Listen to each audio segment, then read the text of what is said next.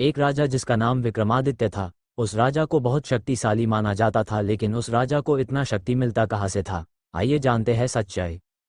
प्राचीन समय की बात है। उज्जैनी के प्रतापी सम्राट विक्रमादित्य अपनी अद्वितीय शक्ति और न्यायप्रियता के लिए प्रसिद्ध थे। उनकी तलवार की धार पर दुश्मन कांपते और उनकी बुद्धिमानी से विद्वान तक चकित रह जाते, परंतु कोई नहीं जानता था कि उनकी इस अपार शक्ति का रहस्य क्या था। एक दिन एक घुमंतू साधु दरबार में आया और बोला, राजन, आपकी शक्ति अद्भुत है, पर क्या आप जानते हैं कि इसका स्रोत क्या है? विक्रमादित्य अचरज में पड़ गए। उन्होंने विनम्रता से कहा, मुझे नहीं ज्ञात, कृपया बताइए। साधु ने मुस्कुराकर कहा, इसके पीछे एक गुप्त शक्ति है जो तुम्हारे पूर्व जन्म के पुण्य और एक विशेष आशीर्वाद से जुड़ी है। यदि तुम इसका स्रोत जानना चाहते हो तो चंद्रगहना वन में जाओ। वहां एक दिव्य पीपल वृक्ष है, उसकी छांव में सत्य प्रकट होगा।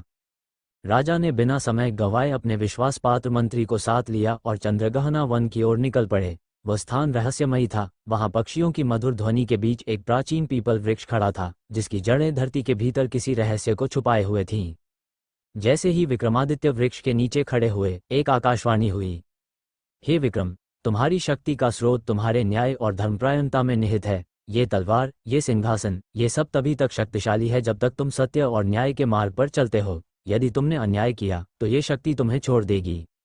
विक्रमादित्य को उस दिन समझ आया कि उनकी शक्ति बाहरी वस्तुओं में नहीं, बल्कि उनके आचरण और सिद्धांतों में थी। वह जान गए कि सच्ची ताकत बाहुबल से अधिक सत्य और धर्म के पालन में होती है। उन्होंने ये संकल्प लिया कि जीवन भर न्याय के मार्ग पर अडिग रहेंगे, चाहे कितनी भी कठिनाइयां क्यों ना आए। यही कारण था कि उनका नाम इतिहास में अमर हो गया। सच्ची शक्ति बाहुबल में नहीं, बल्कि सत्य, धर्म और न्याय में होती है। जो राजा धर्म का पालन करता है वही सदा अजय रहता है।